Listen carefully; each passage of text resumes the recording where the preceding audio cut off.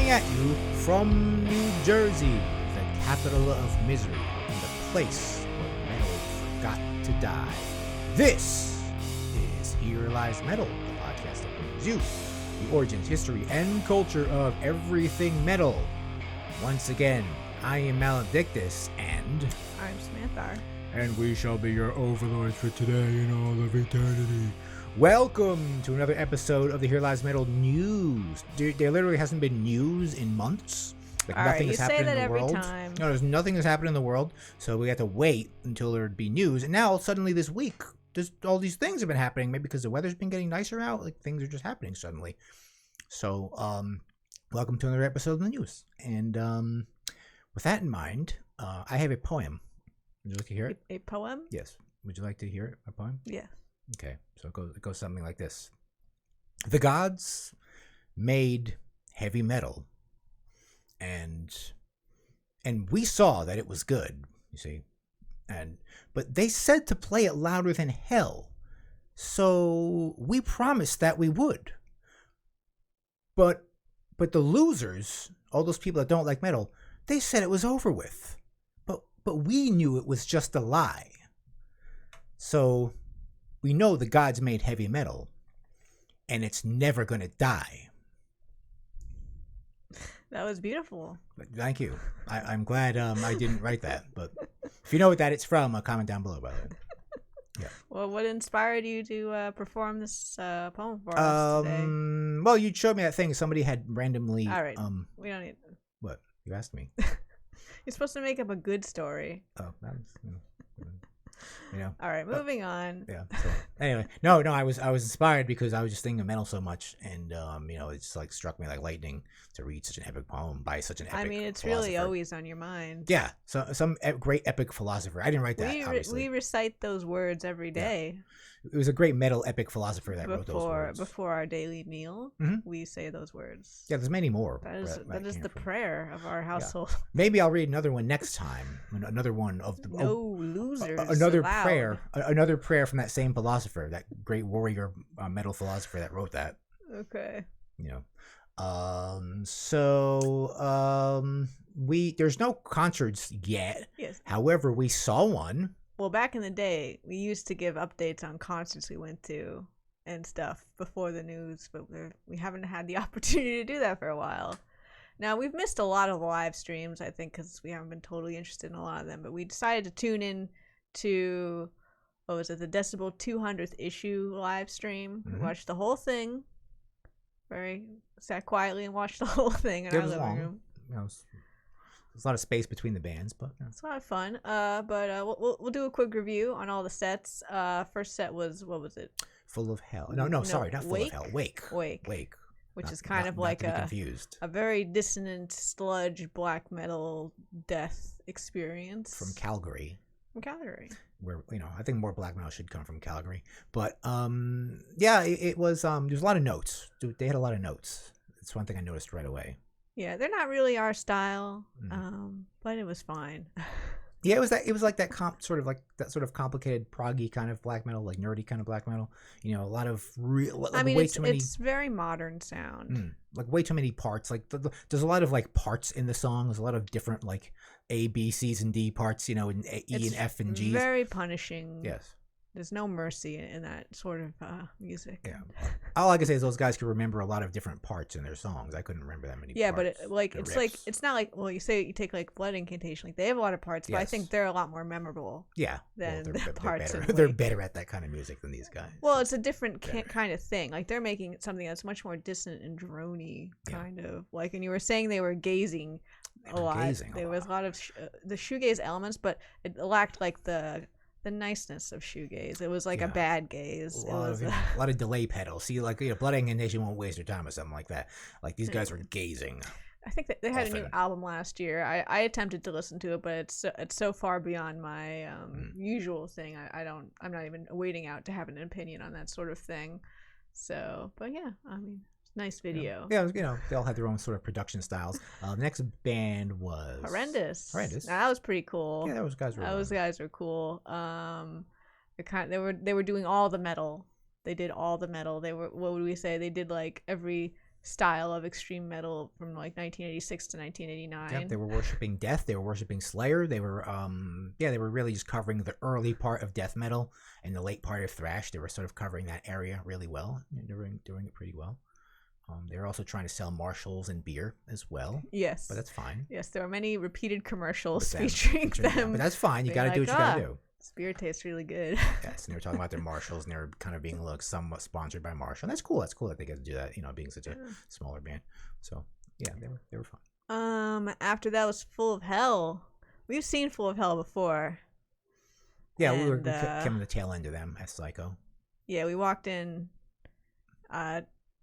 for one of the most memorable half sets I've ever seen. Came in. I was like, "What is that sound?" I will say, seeing them live was worse than this experience. Yeah. But they sort of made up for it by including a lot of visuals that just made up for, the lack of intensity from it being video was made up for by the extremely seizure-inducing. Yeah, it was a very noise-laden video. A lot of digital noise. They're going for editing. That glitchy look. It's very glitchy looking. That matches with their music. So, like, Full of Hell, they're like a power violence band. That's called power violence. That's the perfect word for it. It's not a easy listening by any stretch. So, but now we got to be treated to a horrifying visual experience as well.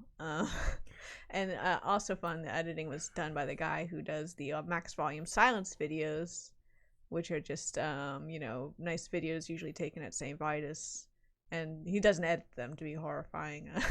Yeah, I like his nightmares. Style. I like his style. I would like him to... Oh yeah, it was very creative. I like his style. I'm not trying to say it was bad. I would like to have a video from him. It was very trying to look at. Yeah, it works. It works with their music though, really well. It's just perfect for their music. It was extremely appropriate. So now what was the joke you said? Like what kind of music is what kind of music are they for? What Full of Hell? What kind of music? What kind of people listen to them? What was your? You made a funny joke. I don't like that joke. You don't like that joke? Okay, all right, we'll skip that joke then. I thought it was really funny. Yeah, but Full of Hell, like in our Sonic Terror scale, Full of Hell is absolutely pinned to Sonic Terror. That is, you want an example of what Sonic Terror is? It's Full of Hell. That is total Sonic Terror. That's totally unquestionable. All right, after that was Chemist. It was good. Good. That was the highest production.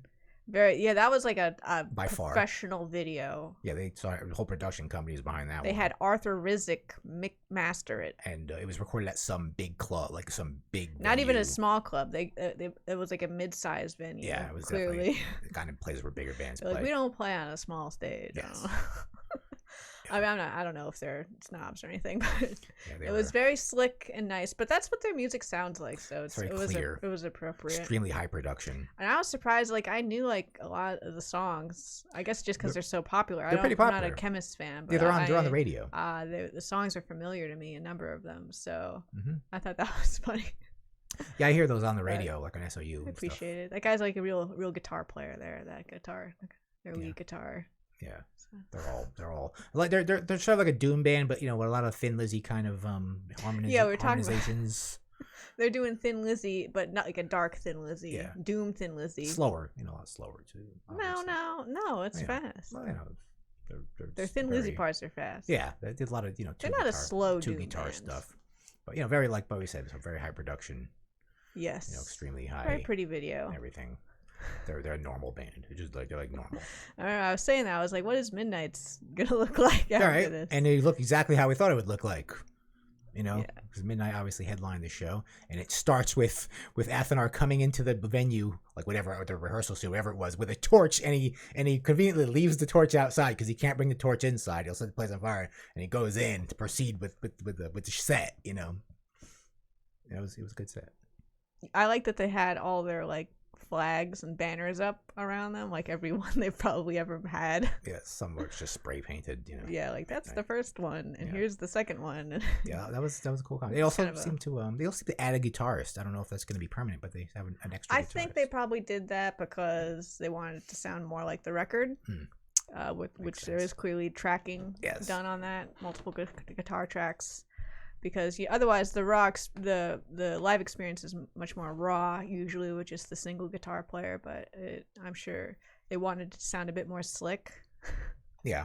Okay. But again, like, Midnight hasn't forgotten their roots. They played in a goddamn basement. They didn't have any room for anything. It sounded not high production endeavor at all. It sounded like a Midnight show, like as it would sound if you went to one. It wasn't. They weren't. Well, except for that second trying guitarist. to like. Yeah, but besides that, like it was just as like chaotic and like really noisy, kind of how it should be.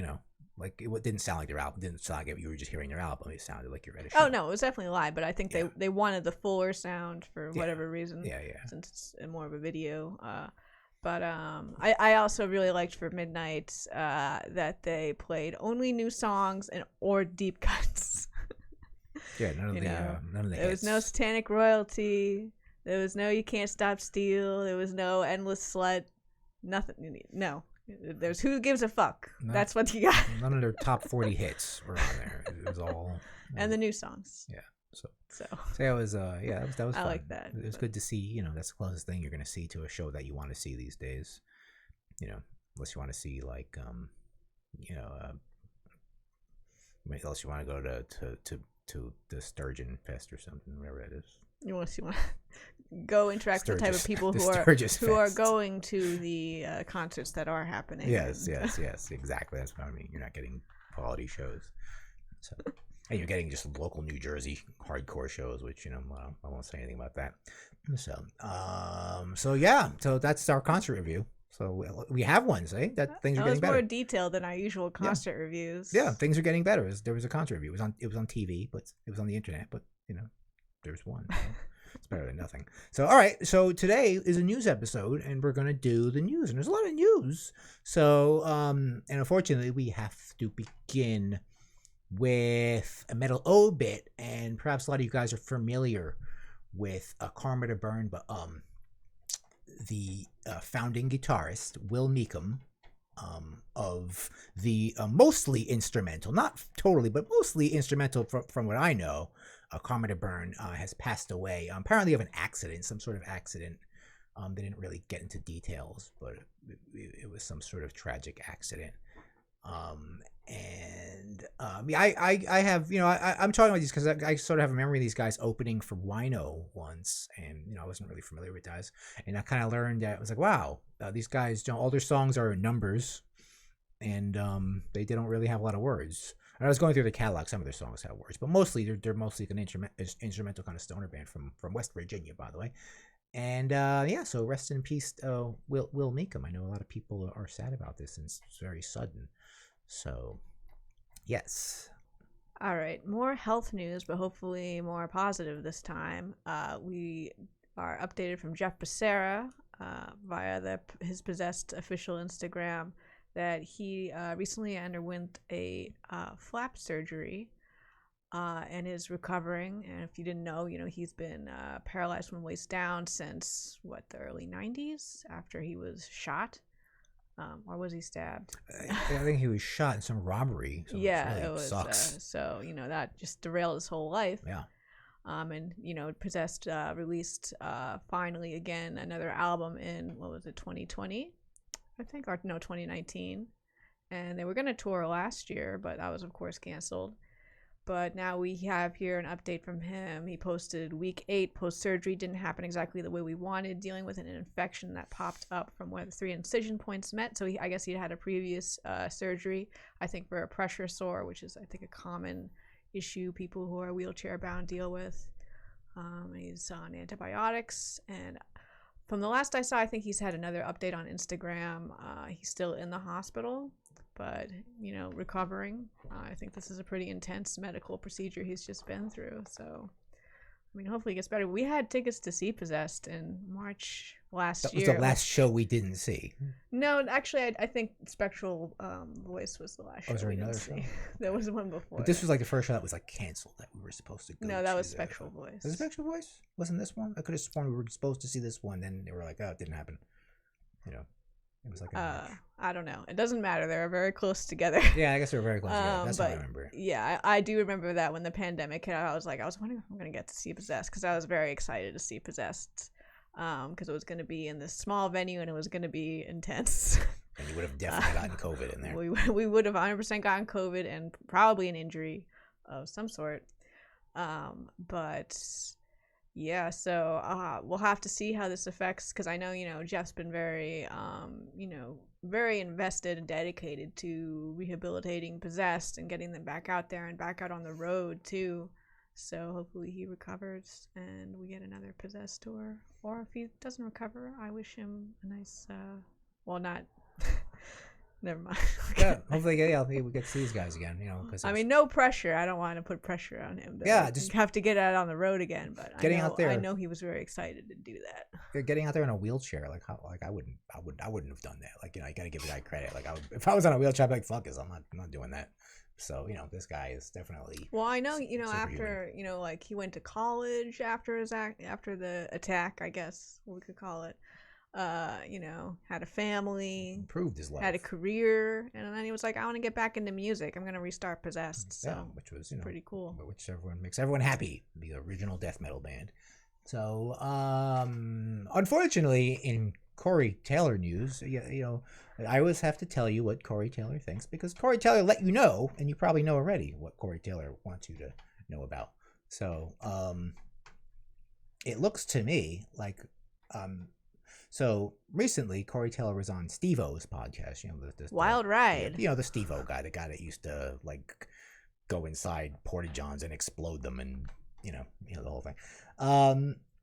And he had mentioned that he wanted to praise Metallica drummer Lars Ulrich because well, he was asked how does he like people to consume his music, And he says, obviously, I'm going to say the old school way: buy the album, look at the artwork, read the lyrics, and that kind of led into the conversation regarding Napster and Metallica. Now, if you don't remember that, let me just give you the quote what Corey said here.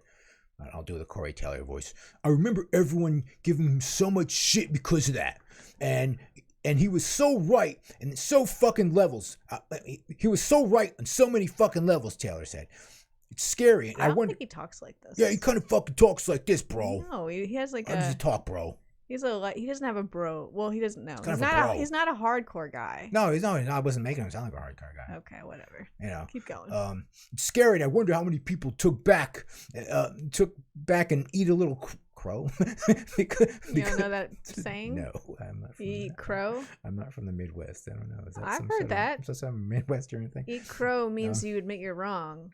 So anyway, because he knew, and he knew this was the direction we were going. Now, what Corey Taylor is talking about is I guess he's talking about the streaming, of music today, and Lars was trying to, I guess, back then. Okay, so to give you a really picture of what's going on. If you're young, you probably don't remember this because this literally happened 20 years ago.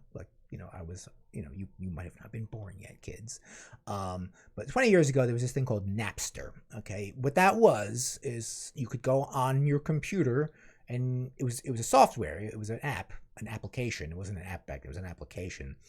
A program. And it was a peer-to-peer. It was a program. It was a program, and it was a peer-to-peer sharing network. And I don't think it was I think it was, I don't really know how it worked, but it let you download. I mean, it's similar to torrent sharing today. I don't think, well, it wasn't torrent though. You would actually directly download. And that's how they really got in trouble, whereas they couldn't touch torrents as much, because torrents was kind of like a next level of this. It was kind of like, they squashed that, so then they kind of got torrents. Anyway, Lars didn't like it because people were downloading Metallica songs, bro. For free. Yeah. And so Lars, really... Lars was worried he was going to go poor. He got, they were, Metallica was super rich back then. Metallica is super rich now for some reason, but despite this. The internet was like the Wild West back then. So suddenly you could download movies and games, and if you basically, you needed sort of like a broadband connection, which wasn't really that normal back then. If you had access to one, you were like, awesome. And you could download the whole catalog or a whole movie. Keep going. Lars and a few other musicians, as well as record labels, they threw a fit over this naturally because they feared no one would buy their shitty albums anymore because their albums were kind of shitty. And, downloading music, was kind of going to be the future. So long story short. Yeah. Lars got Napster shut down. But what happened Took after him to that? court, And he literally and very publicly, Lars was the face of destroying. yeah, even Napster. though he wasn't the only one, but he was the face. He was the face, and he was happy to be the face. And basically, he brought this list of like 50 million names, usernames, and he these wanted guys them all read. owe me $12. Pretty much. And he wanted people sued. And he wanted little people like arrested. I don't think it really ever. I think a few people were sued. There was always this threat that the record labels were going to sue individuals, and it kind of made some people scared. So what happens is it's like it's like whack-a-mole. So they get that, and then something else called torrents came out, and it all kind of evolved into what we have today. And when everything's totally acceptable, like the corporations eventually get into it, and you pay for it in the end anyway. And we have something called Spotify where you pay like $10 a month to stream music. You don't own the music anymore. You just get to stream it. And you can still buy records, obviously, but you stream the music and you listen to it when you want, which is convenient, but you are paying for it, and the bands are not getting paid for it. So yes, that's what Corey's saying here is he was like, look, Lars saw all this coming. He saw that, musicians weren't going to make money anymore. And Napster was the first herald of that coming, of what we, If Napster Kid didn't do it, I forget his name, then some corporation would eventually done this. I agree. And, they would have fucked. Listen, in the end, the band's going to get fucked and the record label's going to make the money. I think a good parallel here is you just take the movie and TV industry, which is totally different now from what it used to be. And now that we're streaming that, basically in a very similar way that we stream music, but actors still make money. True. Directors still make money. You know why? Because they have a fucking union. That's true, and most that is true. They are members of a very strong union. They call it the Screen Actors Guild. Musicians are not part of any unions that I'm aware of. So musicians, like the very, very top echelons, they still make money. Yeah, Metallica, Lars still makes shit tons of money. And, the top end of pop music, of course, and hip-hop, they make money. Yes. Small people don't make shit. Yeah, most bands. Even if you have a record deal, if you're... It doesn't mean anything anymore. Does not mean... Being signed doesn't mean shit anymore. You could sign yourself and make your own records. For bands that don't struggle on getting signed, it doesn't mean shit anymore. So the problem is not the streaming services, because that was going to happen. It's too convenient to stop it. Sure, we all use it. I use it. Why wouldn't I? That's the thing. Is people are willing to pay, but if it's the paying is the most convenient option. But now we've reached a point where the cheapest option, streaming, is also the most convenient option. We have people could still get music for free if they're willing to go on to Pirate Bay or whatever. Sure. But it's actually more convenient to just pay for a Spotify subscription. Virus free. So yeah, and there's nothing to worry about there. It's easier. It's more convenient to get Spotify or Apple Music or whatever. So they will pay for convenience. And before, the only way, and therefore the most convenient way, was to go out to buy the record. And that's way not convenient anymore. Yeah, because the records cost a lot. An actual vinyl costs a lot of money these days. There was no stopping this. But the answer was not to try to squash it like Lars did. Yes. The answer was to organize musicians so that record companies could no longer fuck them. That was the answer. Yeah. Because they could be more like actors then. Yeah. And, right now being in a band is not a way to make money if you're in a regular sized band.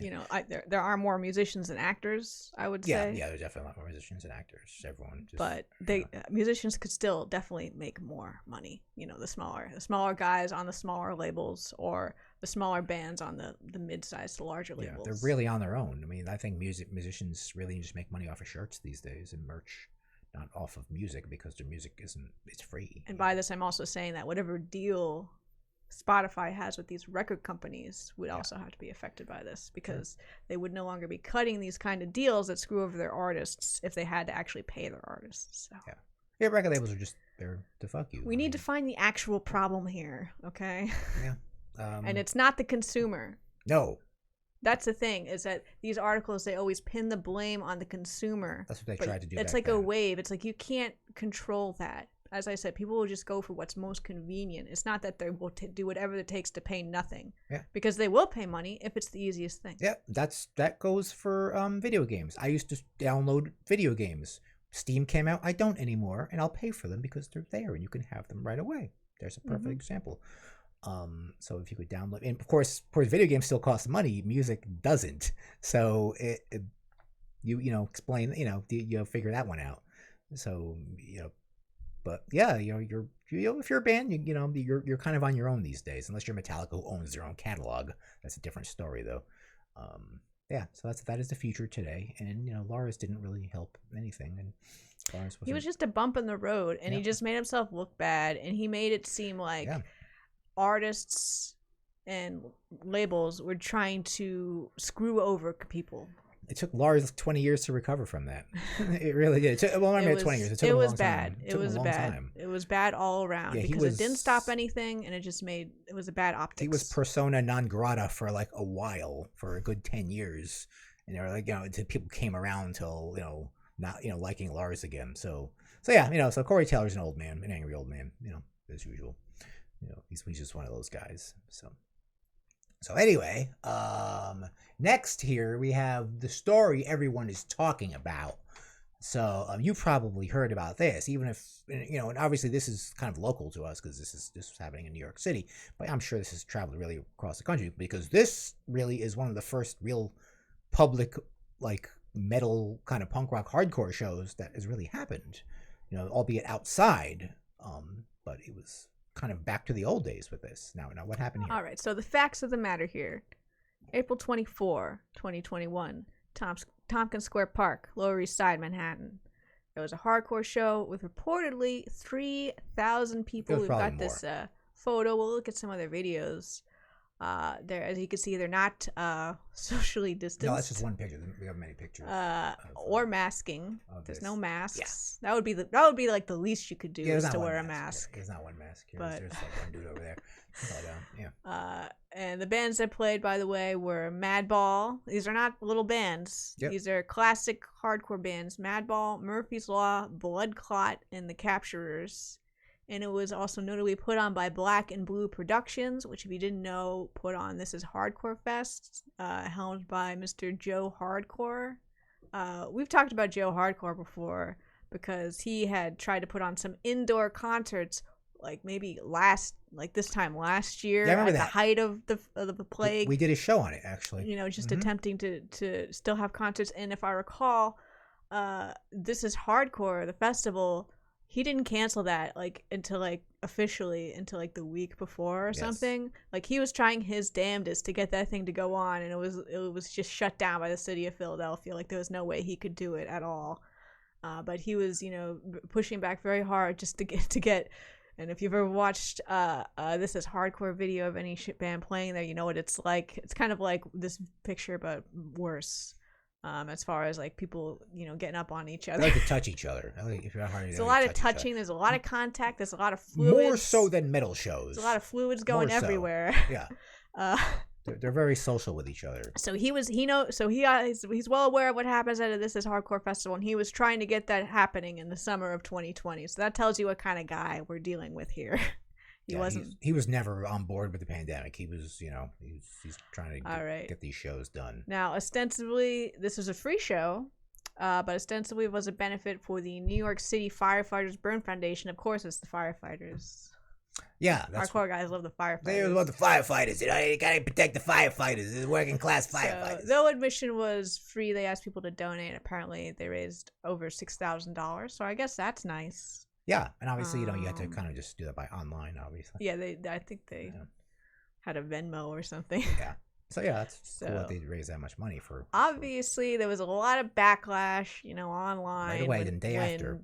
When videos, do we want to watch a video? Let's look at this video here. Yeah, so this is kind of what went on here. Let's look at this video of the pit. Very quickly. This is, I think Madballs on stage here. Yeah. This is your typical hardcore show. It's going on. Here we go. I want to see that guy windmilling. They're watching on concrete, by the way, which is never fun. It's not that the floor of the venue is a lot softer, but usually the floor is wood at least. I can't remember the hardcore or the Madball guy's name.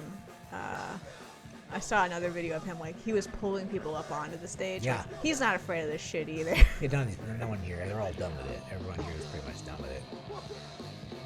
Oh, that guy's got a mask. That one guy. Good for you. Occasionally, there's a dude, I think even if you have a mask on and you're exposed to somebody at that range, I'm not even sure if it'll do anything.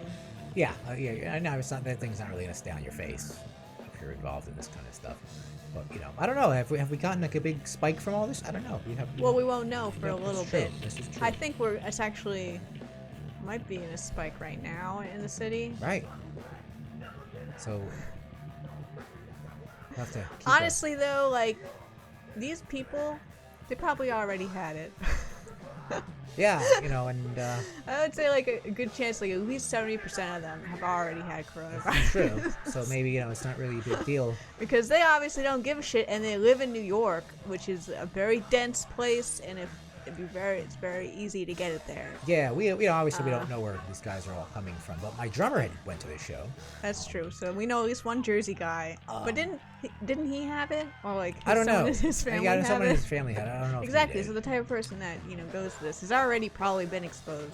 I'm not trying to excuse it. But yeah. I'm just saying, because I had heard about the show and they were kind of like, you're going, and all I was thinking of, am I gonna get like I said, I'm not gonna get in a fucking COVID infested subway to the Lower East Side to see this fucking show. That was like the only thing I was thinking of. I also wanted to look at that. Let's look at the picture of the dog. Oh yeah, but so at the same time, so this is a random person, not a hardcore person. They're like, this is in the park in Tompkins Square. It's a dog park. The dogs are here's the dogs enjoying. The dogs are getting down to it. As you see, dogs are there wasn't a lot of dogs.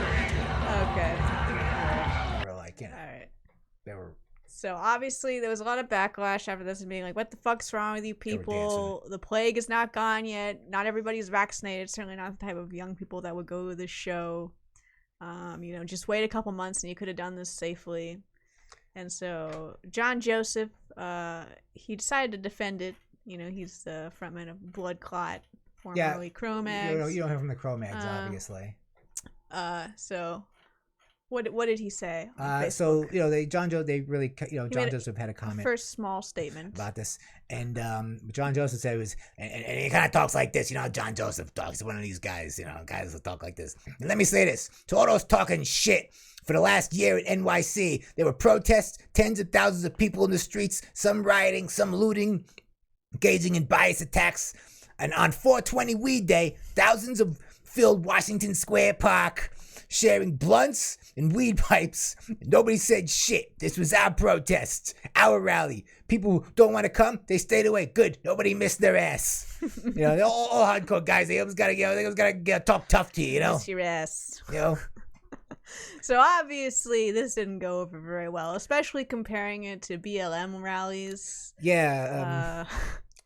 Also because he said this was our protest. What are you protesting? But, this wasn't supposed to be a protest. They said it was a fundraiser for the firefighters. So people are like, what are you talking about? Like this, first off, this isn't like the BLM rallies for a number of reasons. This is really just a show. Like, people aren't there if they're expressing a political opinion here, it's probably just like, anti-vax or COVID denial opinions, which is not good for public health. Yeah, I don't know. You see, I don't take like most of these hardcore people as like Trumpy kind of people either. That's why I'm kind of like surprised. I feel like it's a difficult. It's a weird scene. It is. Because there's definitely a lot of very left hardcore guys. Sure. Hardcore bands as well. But I feel like with some of these older New York hardcore bands. Yeah, I guess these older dudes. The beat you up core bands, as you call them. Yeah. I feel like maybe they're a bit more socially conservative than you'd think. Yeah, you're probably right. Tough guys like that, John Joseph kind of guys. Yeah, I guess, it's a lot of the guys that are in the scene right now that are just kind of left over. Maybe they would more call themselves libertarians. Yeah, I would say they're more into that kind of thing. Yeah, rather than being. So obviously they're the type to be like, oh, you want me to wear a mask? Oh, this is oppression. Yeah, that makes sense. That for the older guys. All right, so then after all the backlash he got on for his little statement there, he published a much longer statement also on Facebook. They immediately got backlash for that. He didn't really address his comparison to the likening this to BLM, but he did. I'll let you go. You can read however much you want of this. When I initially approached Cuz to set up a show, this was exactly what we discussed. First and foremost, people need some music. Yes, this is true. Let's put a free show on for them. Enjoy getting back to life as we know. Then the conversation immediately went to taking a stand against their bullshit. Draconian lockdowns, people's small businesses getting destroyed. That whole thing, people, drinking more and killing themselves and whatnot. And there's truth in that, absolutely. But, this just wasn't really the way to do it. Like, why couldn't you guys have, a nice online show like we saw, the other day? That could have worked very well for that and even raised you some money. Hardcore guys can't use the computer. Yeah, we're not, this is, I understand you guys being absolutely just fed up with not being able to have a show, because obviously, that's what the whole scene is, especially hardcore. They love their shows. I mean, they love touching each other and getting all sweaty up in each other. That's what they like. They more than metal people, I would say. But let's just but if you did this in the summertime, maybe, just a few months later, this would be okay, right? It's just we're not there yet. People just started getting their vaccines. I will give him some credit here that he does go on to make a couple okay points. Basically calling out a lot of the hypocrisy that the upper classes of society didn't really have to obey a lot of lockdown rules, social distancing rules, or if they did get caught, all they did was pay a fine. Mm-hmm. And in a society where the penalty is a fine, then there are no laws for rich people. Yes, and he was calling out Cuomo too, totally understandable. Yes, calling out Cuomo for letting people die in nursing homes and being a sexual abuser and a creep and an asshole. So he made a few good points, but just the total lack of logic and holding an outdoor concert while COVID is still a problem, when you're saying the problem is we don't have outdoor concerts and we're on lockdown, when first of all, we're not even on lockdown. People need to understand, the people in Florida and Texas and stuff, they're like, we're free, you guys are all locked down in New York. There is no lockdown that I'm aware of here in New Jersey and New York. There's limited capacity in restaurants, but you can actually still go. You might have to wait to get in. You could go to a bar, you just can't do your normal thing. You just can't be in there packed. Is that all you want? Is that the only thing? It's I can't do that. It's I don't. But any business that wants to be open right now can be open. I just went to Home Depot yesterday and it was pretty fucking packed. And people want to go out. Yeah. Around here, it's not like there's no business. It's not like people are scared. There might be. I'm sure there is reduced revenue because certain businesses, say salons, restaurants, they have to reduce capacity. Sure. But and I don't know what the status of them getting government help is, and I'm sure it's not enough. But if you want that to get better, we have to reduce the number of infections by not doing stupid ass shit like this. Yeah, it's just this is a thing where it's really gonna as opposed to people, rather than people just going out and doing normal things, this is not a normal thing. This is one of the things you really probably can't do yet. And I know it was outside, but you guys are really just getting up in each other's junk. That's not gonna matter. So yeah, it's not gonna matter what the level you guys are doing. I can feel the heat coming off of that crowd. Yeah, I could just feel. Yeah, you know what we're talking about. You've done it before. But anyway, some more. Oh, also a little controversy came up from ex-SSD frontman David Spring. I'm not familiar with this guy. I think I know a little bit about SSD. There is a picture, maybe not on. Here he is. There he is. For wearing, he had created. That's obviously a creation he made. The shirt says "Black Flag Matters." This guy is 20 pounds of sausage in a 10-pound bag. You know what I mean? So basically, I think we can imagine what he's trying to say about that. That's certainly a kind of a more right-leaning. I guarantee you, Black Flag does not approve it. I guarantee Greg King or Henry Rollins or anyone else in Black Flag does not think that's funny. I guarantee you they don't. Fuck you to that. Yeah, I guarantee you they don't think that's funny. So no. Anyway, this guy's from Boston. He's a Boston guy, bro. He's a Boston guy, dude. If that's what we learned. Boston. I never knew much about this band. One of the most racist cities. But black people are not allowed in Boston. If you didn't realize that, it's true. So not surprising. Hey, it's where Mark Wahlberg comes from. That just explains it right there. So yeah. I don't think I've seen him respond to that, or anybody else. But yeah, that drew a little attention too. It's what the fuck? Yeah. I love his hand-drawn Black Flag logo. Yeah, it's not. That's you get made fun of. You get made fun of that if you went to a show with that. No. But, anyway, aside from just people at Twitter being calling you a bunch of idiots, this actually got some attention from the Parks Department. Yeah. So because apparently the Parks Department is saying that they falsified the reasons for this rally on their permit. They said this was a 9/11 memorial that was going to have music and speakers. So why would they do that? With an expected 100 people in attendance. Why would they do that in April? 9/11 thing. We don't know. September. We don't know, but they got approved based on that. The Parks Department said that not only they didn't approve that stage they had up, right, but they also would not have approved if they had known, if they had honestly billed it as a 3,000 person concert, because they would never allow that, even in the best of times, to happen in that park. Yes, that was very odd for happening in New York City, for sure. Like they would not have approved an event that they would have drawn that many people to it ever.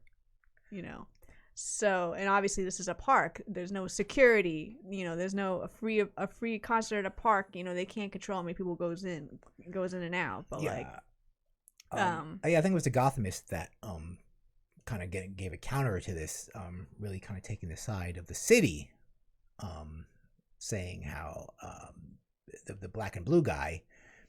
Well, it wasn't him. It was like some compatriot of his. Oh, okay, someone that worked for him. Okay. Yeah.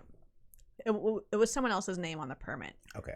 So, and they were saying, like, I think it was, I don't know if the Gothamists are like Pix 11 or something. Yeah, it was Pix 11. They had a story. They said they had a copy of the permit. Yes. They didn't publish it and just said that it was, totally falsified what this thing was about.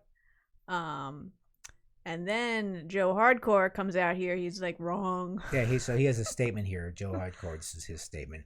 And I'm sure, I don't know how Joe Hardcore talks, but I'm sure he talks like this, all right? So I'm sure most people in the media, the media lies almost all the time. Yes, this is true. You're mostly right. But anyway, but just for shits and giggles, the permit says nothing about 9/11, even though they said it did. I have a permit right here in my hand. Fucking asshats. That's the kind of thing a guy like this says. Yeah, you're a fucking asshat. That's a doer. I had to look again to make sure that there was nothing that says 9/11 memorial. Get pics to post it, since people suck the dick of the media these days. Obviously, permit that we received says nothing. Come on, you fools. You took that and you swallowed it pretty quick. Sadly, I wasn't surprised. So yeah, he's saying the media. Yeah, we see you. So I like that he says I got it in my hand, but he doesn't. Got it right here. He doesn't post it either. I haven't seen his copy of it. He's like, get Pix 11 to post it. How about you post it? Now, and I'm not ready to trust the media, right? But Joe Hardcore here, he's known. He has a history of being pretty subversive. Obviously, as mentioned before with the Philadelphia show. Yeah, like I can't imagine what shady shit he was doing trying to get This Is Hardcore to go on, because that obviously could not happen. Like that show, like. There was no way it was happening. Everyone's like, why haven't you canceled yet? But he would be posting stuff like as if it was going to happen. So he was obviously trying to like pull one over on whatever official, like, oh no, it's going to be fine. As if people didn't know what that show was like. Yeah. So like, I don't trust that guy at all. I'm not ready to just like believe the media. But if New York City has like the paperwork saying he said this, and yeah, maybe there was a clerical error in the park summit. That's possible. That's entirely possible that they fucked up. They thought it was a different show. But this guy was apparently trying to make different shows happening, and some of them were indoors. Like, he's still using, like, subversive methods to get his shows going on. Like he doesn't seem like a trustworthy guy to me. And I think there's a trail of evidence, that shines light on that. You know what I mean? Anyway, because of this, I think he was planning another event there on May 8th. Yes. I think that's in jeopardy. Yeah, I think that's gonna happen. And I heard he had some indoor things he was trying to. He's trying to do sort of like an old school punk rock style. It's like, yeah, we're not gonna tell anyone to the last minute that it's. He's doing like VFW. I think that's fine and fun if there's not public health at risk. Exactly. Yeah, he's a good kind of like, sure, go over, have this guerrilla concert in a park. Yes. If there's not a fucking active plague, Yeah, I think he's using his guerrilla methods, and Tommy, you probably it's not really productive to do that. I know you want to have your shows, but yeah, it's just we can't have nice things because of you, Joe Hardcore. But it's self-defeating. Yeah, you're just gonna. It's like I want to go to the show too, but like because when real legit people try to have shows, they're gonna be like, oh, I don't know, because they're gonna think they're gonna pull one. So and you're kind of ruining it for the whole community, I think, by pulling shit like that. So yeah, but then again, I don't know the truth here, but that's just my hunch on this. You don't seem like a trustworthy guy. So it's like restrictions on like all this stuff is going up, by the month. Like, just wait a little bit. A little bit. A little bit. Vaccines and stuff. I know the vaccines have microchips in them, and they turn you into robots, and they're going to change your DNA, and you're going to die of autism. I think the actual restrictions on having a large outdoor gathering is that you would have to be at 20% capacity. Yeah, which this was like, this wasn't 20%. This was like 200%. That park was actually over capacity at the best of times. 200%. Over capacity for normal times. Yes, so absolutely, and there was even too many dogs. So no, those dogs were social. The dogs, dogs are smarter than you stupid people. The dogs weren't getting all each other's shit. So, all right. So that's the big story. That's all we have on this. Maybe there'll be some more updates on this, and I hope we do get to have shows. Is there any repercussions? Yeah. I hope we get to, I hope we get to have Psycho this year. I hope. Oh no, Psycho's there. I would be surprised if Psycho's canceled by that point. Yeah, by August. That said, I won't be surprised if any band drops off. Yeah, well, that's a whole different story. We'll keep you updated on that. But something is going to happen.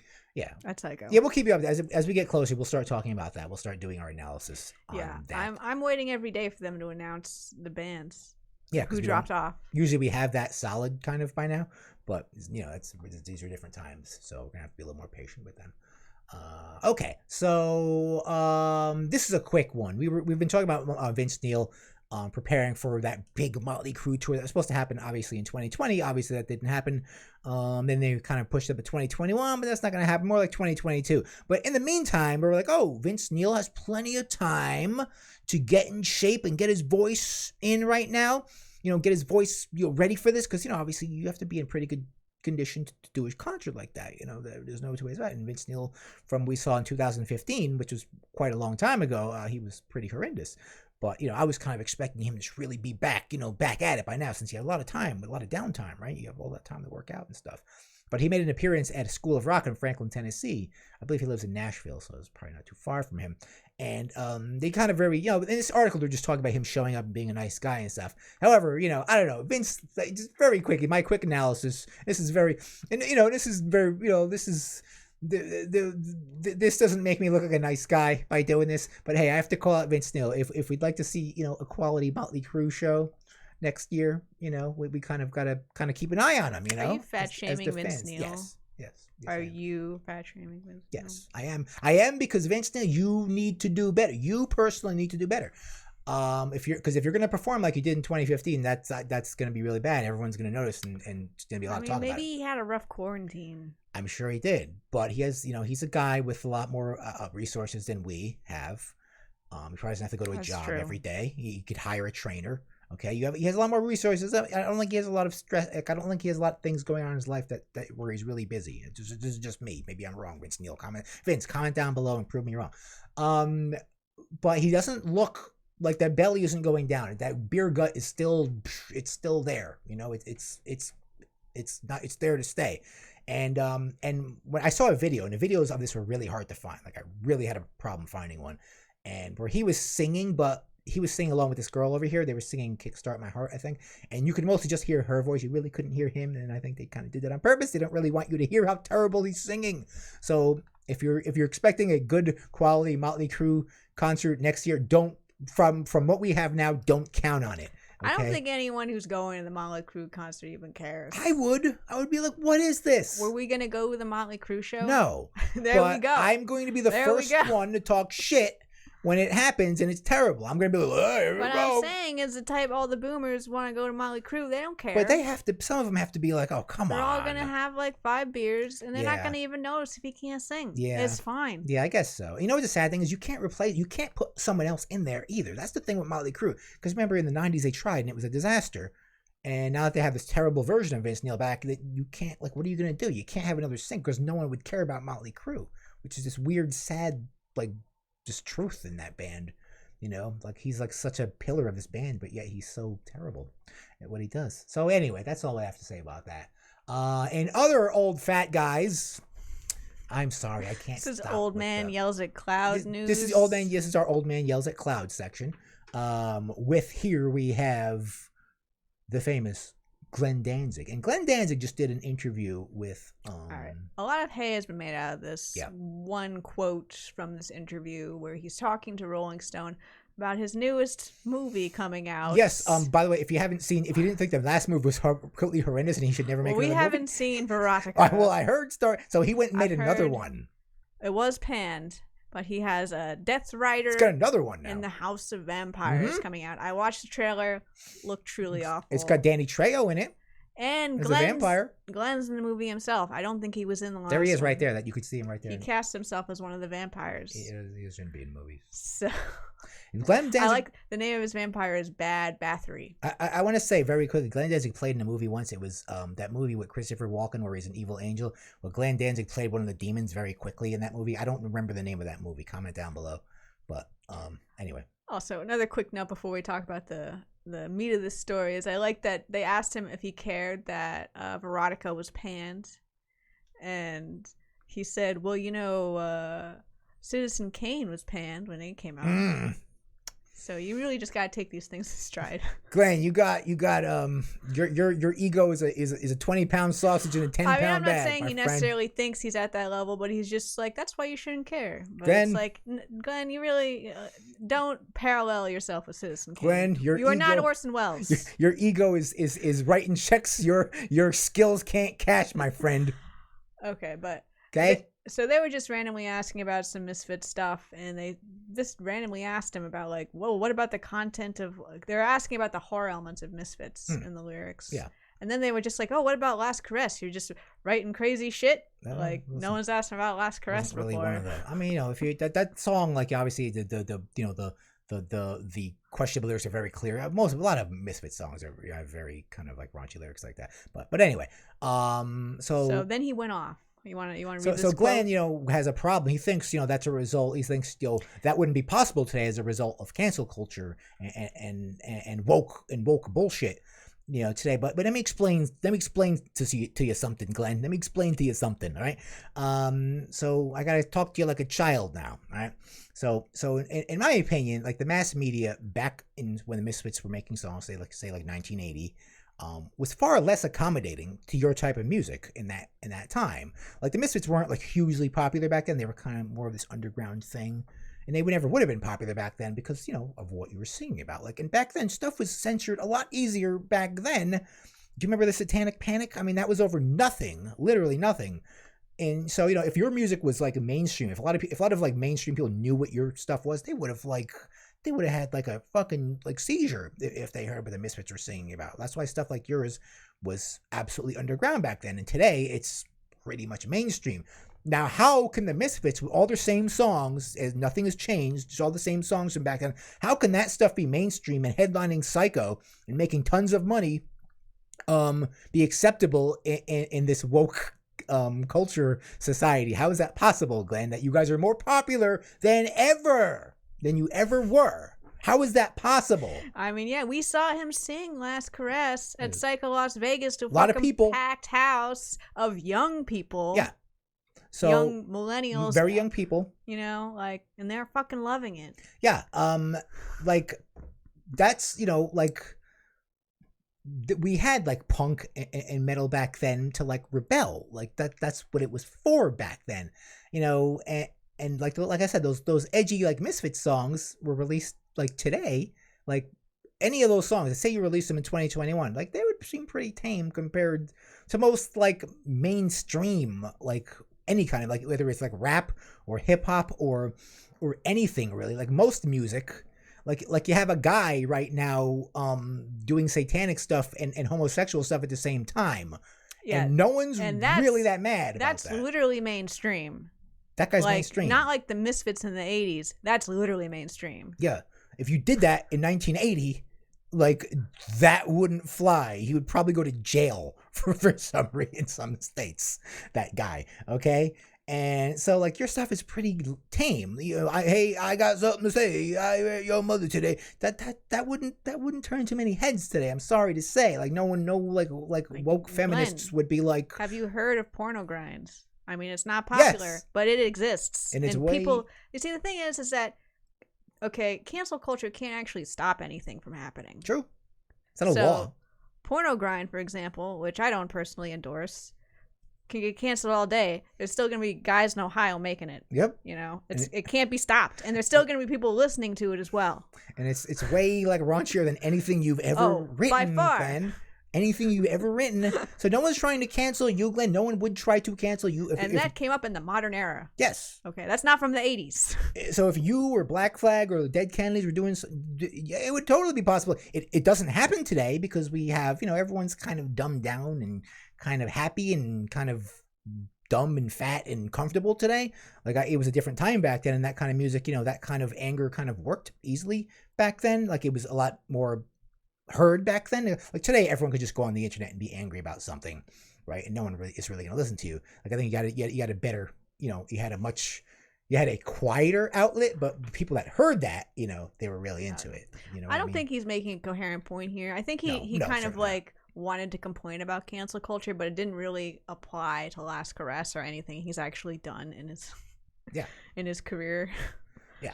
Like, I can't think if there's any, like, examples of him being, like, extremely racist or, like, homophobic or something. Like, maybe he is, and maybe that's why he wants to talk about maybe you cancel want culture. to, since you're an old man, you want to, like... I don't think he's produced any work that has indicated that could get him canceled. Yeah. I think Glenn is afraid to, like... Glenn, I think, I heard he's pretty based, from what I heard, politically. And maybe he's afraid of like doing stuff like that, like going in that direction with his he's material. Never done that before. No, he never has. He's never been his music has never been political. It's always just been horror and gore and stuff, which is fine. And that stuff is going to be more acceptable than you saying some like super right-wing stuff in the mainstream media. Yeah. But you will find it out. Like, you're not going to, like, no one's really going to cancel you totally. Yeah, you might get a lot of shit though. Yes, you're probably right about that.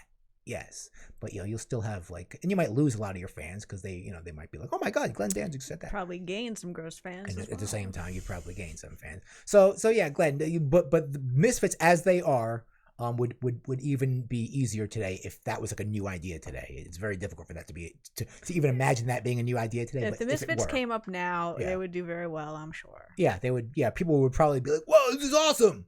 Like if it was somehow like magically some new idea today. So yeah, so Glenn, as usual, I know what you're talking about, man. Me. I think he just wanted to spout off about it. He just took it as an excuse to talk about it. Yeah, it has nothing to do with his music. Yeah, he just wanted to. You don't need an outlet. He's like, yeah, he's fucking woke me, man. So Glenn, Glenn, stop making movies, okay? No, because sometimes when you make movies, they're so bad I want to watch them. We haven't seen them. Okay, okay, because maybe they're so bad they're like Plan 9 from Outer Space good. Maybe that's what you want. You're a fan of that kind of thing. No, yeah, he is. So he does want them to be campy. But I just can't. But Glenn, you seem to just take yourself so serious all the time. I'm gonna have a problem like accepting that. But I don't know. We do have to get before I talk shit. I will watch. We want to watch Veronica. Yeah, we'll do that one day. I promise you. And and then I'll talk shit. Okay. So all right. So Glenn, just Glenn, just stay with it. Okay. We'll see you at Psycho doing Elvis, hopefully. Okay. Do not do the Elvis set. Look forward to it. Okay, folks. Hey, folks. Remember we talked about this guy and everyone was really excited. So what's going on here? Okay, the saga of Pat O'Brien is coming to a close.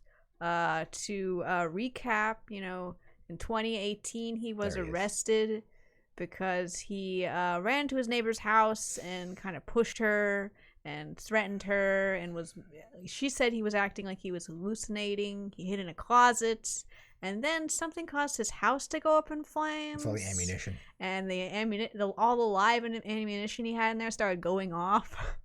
And he had the flamethrowers. And they found flamethrowers and real skulls. And all I gotta say is that is Tuesday in Florida. Okay, like we need to realize this.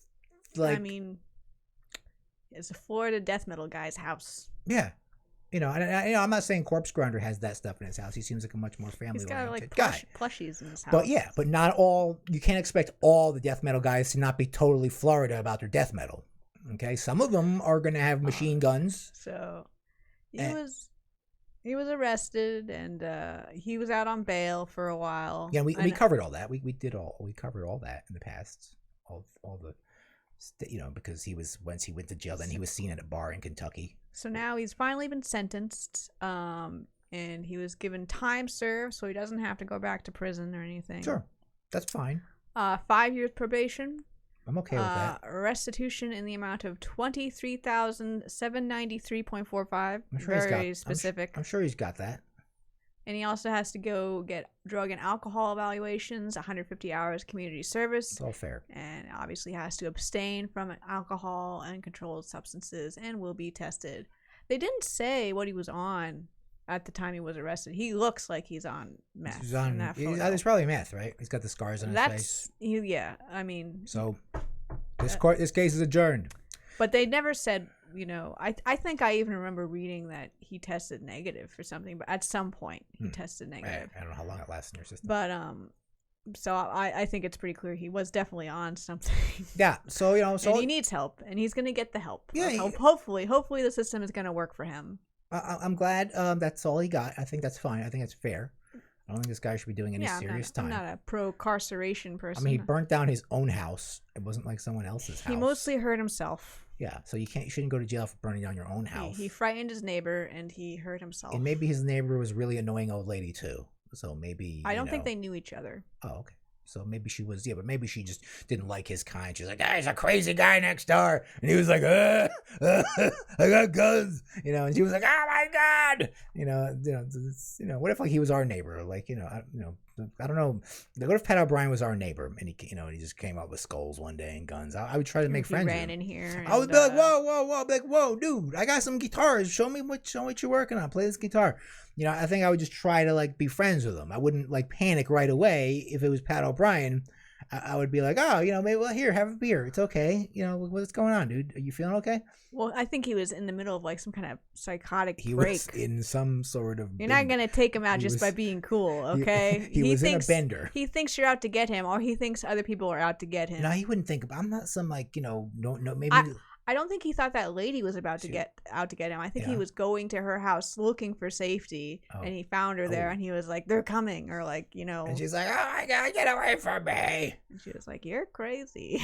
I don't know. It's I wasn't there, so we don't really know. I'm just saying. I'm just repeating what I've read. Yeah, that's all we know so far. But mercy on the soul of Pat O'Brien. Yes. It does. This incident has had a very profound effect on his life. Yeah, and this was Eric Rutan is now permanent member. That's good. Cannibal Corpse was on the album, wrote songs on the album. Mm-hmm.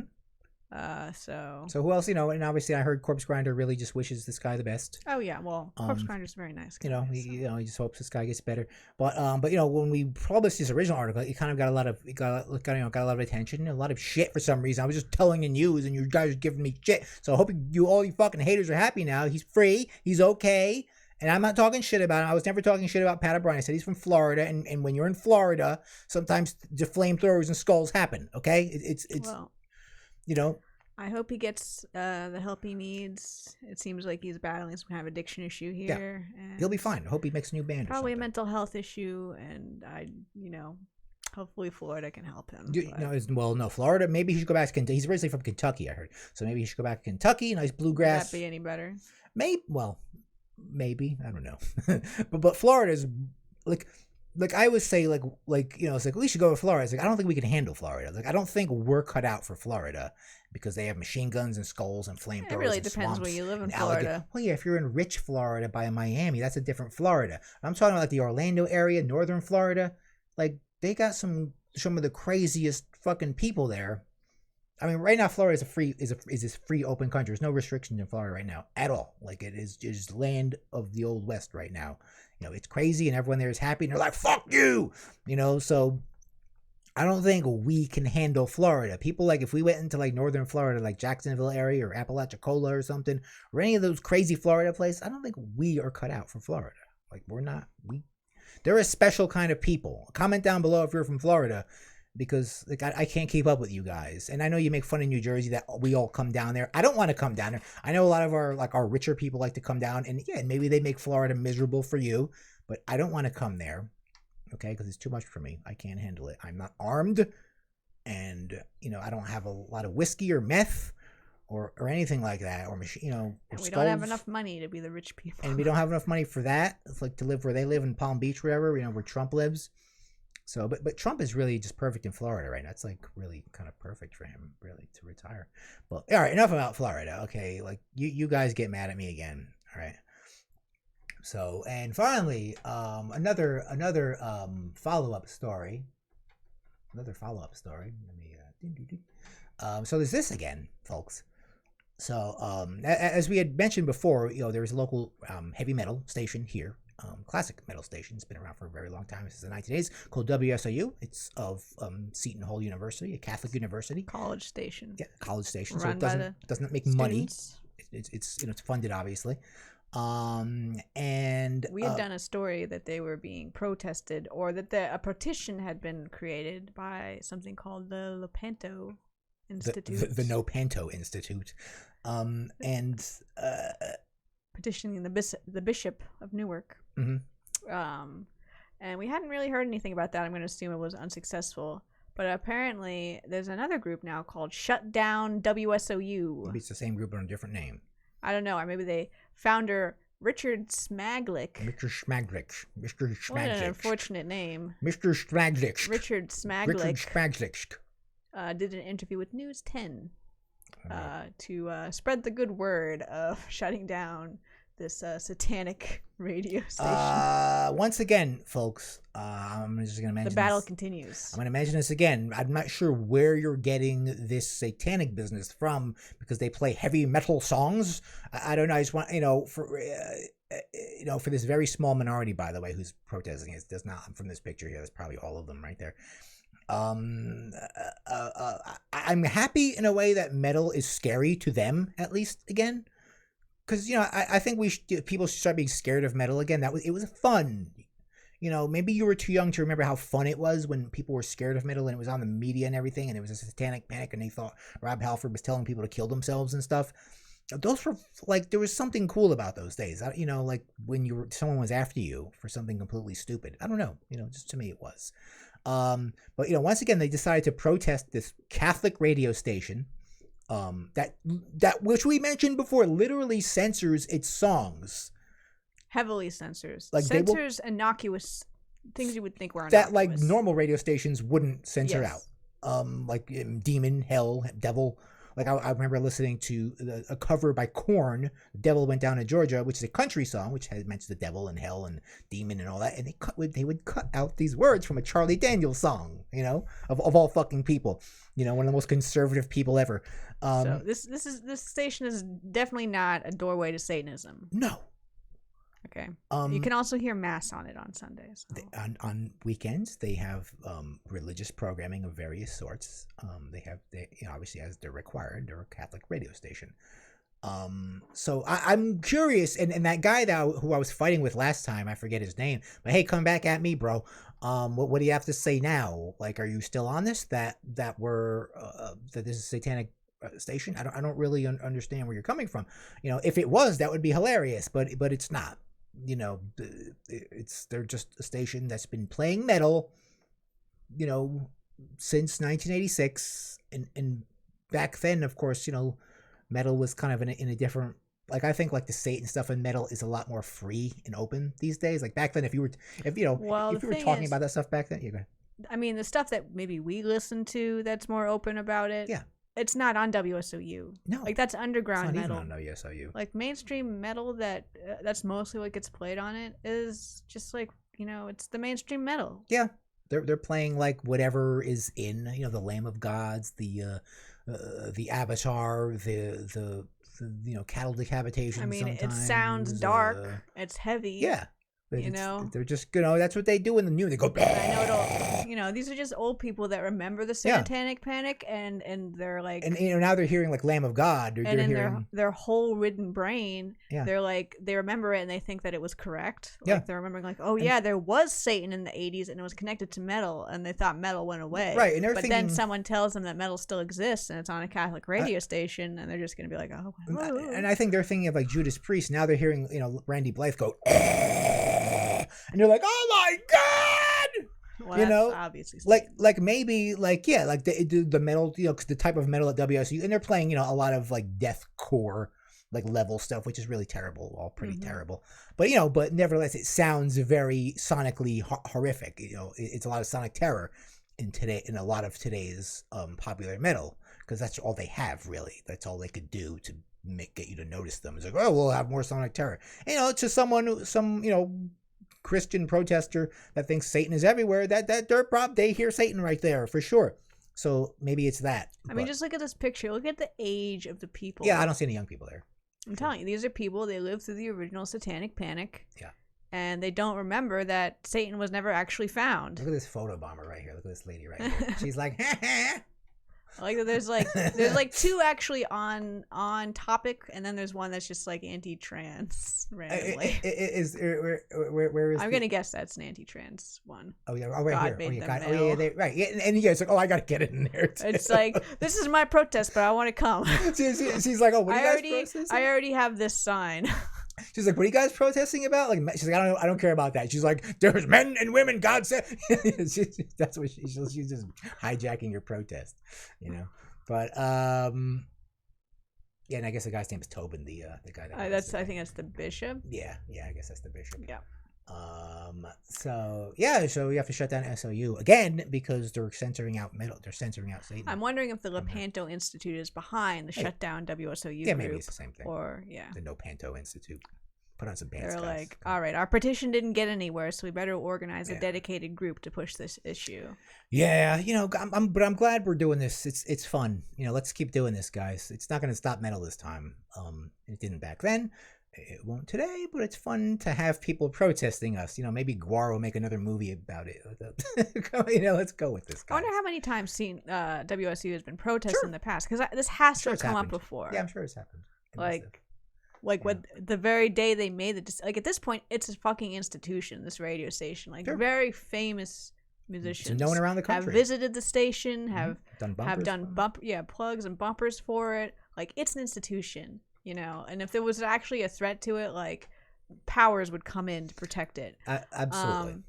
So I'm, there's no way this is going anywhere. But when this was a fledgling station, there must have been some kind of you can't play metal. That's not Christian or Catholic or whatever. Yeah, I wonder how originally came that way. It survived that beginning stage to become this institution. So yeah, and here we have it today. And it's not something I enjoy because it's not really playing the kind of metal I want to listen to. But for some people, they like especially younger kids. They probably totally dig it. I'll repeat my original defense is that they do still play classic metal. You can still hear Judas Priest. Yep, they'll Iron throw Maiden, one of those. Motorhead on that station. They'll throw one of those out. They'll still play your Overkill songs. So there's young kids listening to, I don't know, Bring Me the Horizon on that station, and they'll hear Iron Maiden. Yeah, maybe that'll help them. What's this boomer stuff? It's like, son, that boomer stuff is why you have your Bring the Horizon. No, maybe they'll like it. Yeah, they'll be into it, obviously, because how can they not be? Because it's so alien to them. They're like, whoa, this is so deep. So yeah, folks. So I don't know what to tell you, folks. That's the news. We had some. Right? The news. I want to thank you for watching and listening, and be sure to follow us on the many social media outlets we have. What do we have? We have Twitter at Here Lies Metal. We have Facebook at Here Lies Metal. A lot of you people have been joining our Facebook. Have you been posting? Once in a while. Once in a while when I find something to talk about. I'm not. If you're on my Facebook and nothing ever updates, it's just I just have nothing to talk about right now, guys. Something's gonna happen. But Instagram, Metal Lies Here. Check out our Instagram. No one posts on Instagram. Instagram? No, Instagram. We don't do our Instagram much. We need a picture or something like that. But if there were shows, stories. Yeah, we should just put the. Be like, I'm listening to this band today. Yeah, I guess so. You could do that. People do that. Yeah, I guess so. I don't feel like anyone wants to hear what I'm talking about ever. I have this complex where it's just like no one cares what I think. Some people don't. Some people think everyone cares what they think, and it's probably not true. But me, I know no one cares what I think, and I'm good with that. And yet here we are. And here we are, and you don't care about this. So, but there will be some haters that are gonna say bad things to me, as they always do. But when we do our reviews, they don't say anything bad ever. It's only this show. When we do this show, they say a lot of bad things, which is fine. We have to get something out of it. Contact us on Gmail, hereliesmetal@gmail.com if you have anything to say. Be sure to hit that subscribe button and give this episode a thumbs up. And hit that bell, right? Because when you hit the bell, it tells you when there's another video, right? Is that what it does? Sure. So yeah, and check out, our we've started putting things on our Spotify again. Put a lot of review episodes on there, so we just threw a bunch of them on there. So check them out. A lot of back episodes on We're there. gonna put this up. I don't know if I'll put the news on there. I don't know if it's really useful to put the news on there. I don't know, because it's kind of dated. It's kind of dated, whereas a review is kind of like timeless, in a way. So I don't know. I don't know if it really pays to put the news on there. But anyway, folks, thank you once again for listening to Your Last Metal podcast. We'll see you again soon with more